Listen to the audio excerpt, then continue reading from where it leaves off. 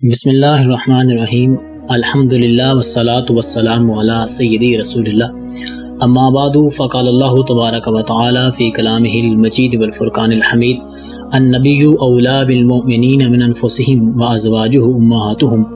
آمنت باللہ صدق اللہ مولانا العظیم وصدق رسولہ النبی الکریم الامین قال اللہ تبارک و تعالی فی شان حبیبہ مخبرا وعامرا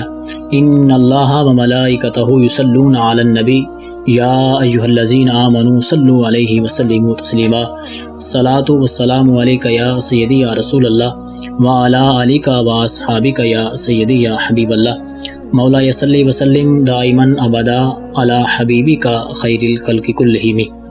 سامعین محتشم، آج تذکرہ کرنا ہے ام المؤمنین سیدہ طیبہ طاہرہ صدیقہ عتیقہ عفیفہ حضرت ام المؤمنین سیدہ عائشہ رضی اللہ تعالیٰ عنہا کا۔ آپ کے ذکر خیر کی ابتدا سے پہلے میں بطور تمہید ایک چیز عرض کرنا چاہتا ہوں۔ نبی کریم علیہ السلام کی ازواج کی تعداد کے متعلق مشہور روایت یہ ہے کہ 11 ازواج کے ساتھ نبی کریم علیہ السلام کی رخصتی ہوتی ہے۔ ان میں سے 6 ازواج کرشیاں ہیں، 4 غیر کرشیاں ہیں اور 1 جو ہیں وہ بنو اسرائیل سے ہیں۔ اب نبی کریم علیہ السلام کی تعدد ازواج کے اندر حکمت، فلسفہ، اب اس کے اندر معاذ اللہ کوئی حظ نفسانی نہیں تھا، بلکہ اس کے اندر حکمتیں اور کچھ فلسفہ تھا، جس کی وجہ سے نبی کریم علیہ السلام کے عقد مبارک میں 11 ازواج آئیں۔ اب دیکھیے، نبی کریم علیہ السلام پہلا نکاح فرماتے ہیں تو کریم آقا علیہ السلام کی عمر مبارک اس وقت 25 سال ہوتی ہے، اور جن سے نکاح ہوتا ہے یعنی ام المؤمنین سیدہ خدیجہ الکبریٰ رضی اللہ تعالیٰ عنہا، تو ان کی عمر مبارک اس وقت 40 سال ہوتی ہے۔ تو اگر معاذ اللہ اس کے اندر حظ نفسانی کا کوئی معاملہ ہوتا تو پھر نبی کریم علیہ السلام جوانی کی عمر میں کسی حسینہ جمیلہ کنواری عورت کے ساتھ نکاح فرماتے۔ لیکن دیکھیے گا کہ مکی دور میں 53 سال تک نبی کریم علیہ السلام کے نکاح مبارک میں یعنی عقد میں 2 ازواج رہی ہیں، پہلی حضرت خدیجہ الکبریٰ اور پھر ان کے وصال کے بعد حضرت سودا۔ اب اس کے اندر حکمتیں کیا ہیں؟ پہلی حکمت تو یہ تھی تعدد ازواج کے اندر کہ خانگی اور آئلی جو معاملات ہیں، یعنی ہم غلاموں کی تربیت کے لیے کریم آقا علیہ السلام نے تعدد ازواج کا معاملہ فرمایا ہے۔ پھر زیادہ لوگوں کے ساتھ رشتہ داری ہو جائے تاکہ دین کے معاملے میں، دین کی تبلیغ کے معاملے میں آسانیاں بھی ہو جائیں اور لوگوں کو یہ شرف بھی نصیب ہو جائے۔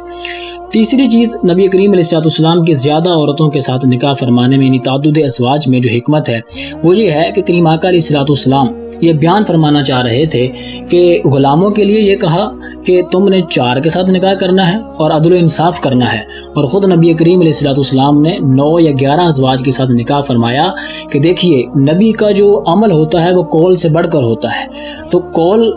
غلاموں کے لیے 4 کا کیا اور اپنے لیے کریم آقا علیہ السلام نے زیادہ ازواج کے ساتھ، زیادہ عورتوں کے ساتھ نکاح فرما کے یہ بتا دیا کہ نبی کا جو معاملہ ہوتا ہے، نبی کے اندر جو ول پاور ہوتی ہے، جو قوت ہوتی ہے، وہ ایک امتی کی بنسبت زیادہ ہوتی ہے، اور پھر نبی کے جو معاملات ہوتے ہیں وہ عام انسان جیسے نہیں ہوتے۔ دیکھیے نبی کریم علیہ السلام سوتے ہیں تو وضو نہیں ٹوٹتا، حالانکہ ہم سوتے ہیں تو نیند آتی ہے تو ہمارا وضو چلا جاتا ہے، وضو دوبارہ کرنا پڑتا ہے۔ نبی کریم علیہ السلام کے فضلاجات جو ہیں وہ طیب ہیں، طاہر ہیں، پاک ہیں۔ اسی طرح دیگر معاملات کریم آقا علیہ السلام کے۔ بہرحال یہ تعدد ازواج کے اندر یہ معاملہ تھا کہ دیکھیے، اور آخری بات کہ عام مسلمان تو 2 بیویوں کے درمیان عدل و انصاف جو ہے نا وہ قائم نہیں کر سکتا، لیکن کریم آقا علیہ السلام کی وہ پاکیزہ سیرت ہے، وہ عظمت و شان اور جناب والا وہ بلند سیرت ہے کہ کریم آقا علیہ السلام نے بیک وقت 9 یا 11 ازواج کے ساتھ وہ نکاح ہونے کے ساتھ ساتھ کریم آقا علیہ السلام نے ان کے جناب والا حقوق کا بھی خیال رکھا ہے، اور روزانہ جا کے ہر زوجہ محترمہ سے، اگرچہ باری کسی ایک زوجہ کی ہوتی تھی رات گزارنے کی، لیکن ہر زوجہ کا کریم آقا علیہ السلام حال دیرات فرماتے تھے۔ اب ام المؤمنین سیدہ عائشہ صدیقہ رضی اللہ تعالیٰ عنہا کے ساتھ جو نکاح کی بطور خاص حکمت اور فلسفہ ہے وہ اپنے یار غار و یار مزار حضرت جناب صدیق اکبر رضی اللہ تعالیٰ عنہ کے ساتھ رشتہ داری کرنا ہے، ان کو شرف بخشنا ہے کہ وہ کریم آقا علیہ السلام کی خسر بن جائیں۔ جس طرح جناب عثمان غنی اور مولا علی کو اپنی صاحبزادیاں عطا فرما دیں، انہیں داماد بنا کے شرف بخشا، اور جناب صدیق اکبر اور جناب فاروق اعظم کی صاحبزادیوں کے ساتھ نکاح فرما کے کریم آقا علیہ السلام نے انہیں خسر بنا کے مصطفیٰ کریم علیہ السلام نے انہیں عظمت و شان عطا فرمائی ہے۔ ام المؤمنین سیدہ عائشہ صدیقہ رضی اللہ تعالیٰ عنہا، آپ کی فضیلت اور عظمت و شان کے حوالے سے اگر بات کی جائے، امام بخاری اس حدیث کو لے کے آئے۔ حضرت انس بن مالک رضی اللہ تعالیٰ عنہ راوی ہیں، فرماتے ہیں کہ امام علیہ الصلوۃ والسلام نے فرمایا کہ مثل عائشہ علی النساء کمثل سرید فی الطعام، کہ ام المؤمنین سیدہ عائشہ صدیقہ رضی اللہ تعالیٰ عنہ آپ کی مثال، یعنی آپ عورتوں میں آپ کا مقام ایسے ہی ہے جیسا کہ کھانوں میں سرید کا مقام ہے۔ اب اس حدیث پاک کی شرح کرتے ہوئے علامہ غلام رسول سعیدی علیہ رحمہ آپ لکھتے ہیں کہ سرید کہا جاتا ہے کہ گوشت کا شوربہ ہو اور روٹی کے ٹکڑے ڈال کے آپ اس کے اندر بھگو دیں، اسے سرید کہا جاتا ہے۔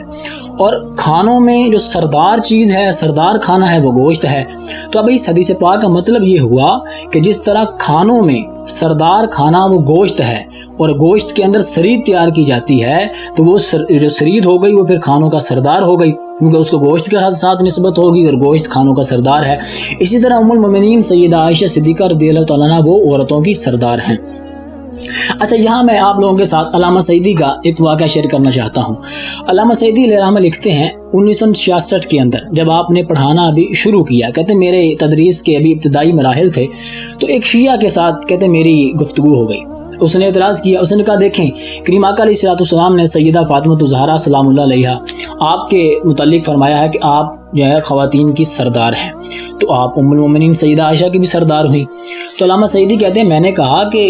سیدہ عائشہ کے بارے میں بھی کریم آقا علیہ الصلوۃ والسلام نے فرمایا ہے کہ ان کی مثال عورتوں میں ایسے ہی ہے جیسا کہ کھانوں میں سرید کی مثال ہے، اور سرید چونکہ سردار ہے تو لہٰذا ام المؤمنین بھی خواتین کی سردار ہیں۔ اب یہ معاملہ اس کے ساتھ ہوا تو کہنے لگا، شیعہ علامہ سعیدی سے کہتا ہے کہ دیکھیں کریم آقا علیہ الصلوۃ والسلام نے ام المؤمنین سیدہ عائشہ کی فضیلت بیان کی ہے تو صراحتاً نہیں بیان کی بلکہ کنایتاً بیان کی ہے۔ تو دیکھیے اب کریم آقا علیہ الصلوۃ والسلام نے اس وقت کنایتاً بیان فرمائی، صراحتاً نہیں بیان فرمائی۔ تو اب علامہ سعیدی کہتے ہیں میں نے اسے جواب دیا کہ الکنایۃ الذ من جناب والا وہ من الصراحۃ، کہ جو کنایا ہوتا ہے، کنائے کے اندر بات کی جاتی ہے وہ صراحت سے زیادہ لذیذ ہوتی ہے، اور کنائے میں بات اس کے ساتھ کی جاتی ہے کہ جو بندے کا محبوب ہوتا ہے، جس کے ساتھ محبت ہوتی ہے۔ تو ام المؤمنین کے ساتھ چونکہ محبت تھی لہذا اس لیے کریم آقا علیہ الصلوۃ والسلام نے ان کے متعلق کنایہ الفاظ استعمال کرتے ہوئے بات فرمائی ہے۔ اچھا، اب یہاں سوال یہ پیدا ہوتا ہے کہ سیدہ فاطمہ الزہرا سلام اللہ علیہا آپ کو بھی خواتین کا سردار کہا، سیدہ عائشہ کو بھی خواتین کا سردار کہا، تو علامہ سعیدی کہتے ہیں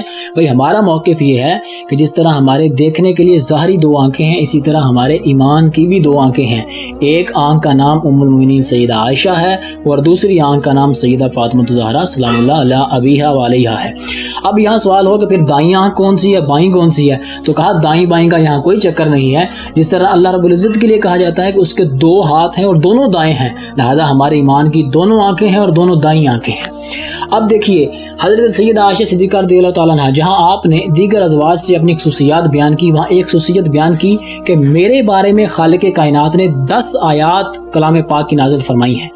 امام راضی یہاں لکھتے ہیں کہ دیکھیں اللہ تبارک و تعالیٰ نے 4 افراد کے بارے میں برات کا اعلان فرمایا ہے۔ پہلے حضرت جناب یوسف علیہ الصلوۃ والسلام، آپ کی ذات میں بات آئی تو ایک شاہد قائم کر کے، ایک بچے کے ذریعے گواہی دے کے آپ کی برات کا اعلان فرمایا۔ جناب موسیٰ علیہ الصلوۃ والسلام کی ذات میں بات آئی تو خالق کائنات نے ایک پتھر کے ذریعے آپ کی برات کا اعلان فرمایا۔ پھر دیکھیے کریم آقا علیہ الصلوۃ والسلام ام المؤمنین سیدہ عائشہ کا جب معاملہ آتا ہے، اب ایک جناب موسیٰ کی باری آئی، جناب یوسف علیہ الصلوۃ والسلام کی باری آتی ہے، اور پھر جناب مریم کی باری آتی ہے، تو ان کے صاحبزادے جناب عیسیٰ کے ذریعے برات کا اعلان ہوتا ہے۔ لیکن جب کریم آقا علیہ الصلوۃ والسلام کی محبوبہ ام المؤمنین سیدہ عائشہ کی بات آتی ہے تو پھر خالق کائنات خود ان کی برات کا اعلان فرمانے کے لیے 10 آیات کلام پاک کی نازل فرما کے خالق کائنات ان کی برات کا اعلان فرماتا ہے۔ ام المؤمنین سیدہ عائشہ صدیقہ رضی اللہ تعالیٰ عنہا آپ عالمہ ہیں، فقیہ ہیں، محدثہ ہیں، فصاحت و بلاغت کے اندر بھی آپ کا ایک مقام ہے۔ بہرحال آخری جملے یہی ہیں کہ آپ صدیقہ ہیں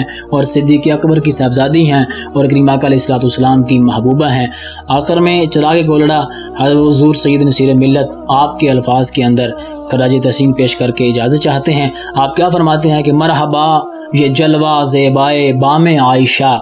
ہے، ہلال آمنہ ماہ تمام عائشہ، اور یہ تجھے معلوم تو پیتا ہے کس مشرب کی میں، یہ تجھے معلوم کہ تو پیتا ہے کس مشرب کی میں، اہل سنت کے تو ہاں چلتا ہے جام عائشہ،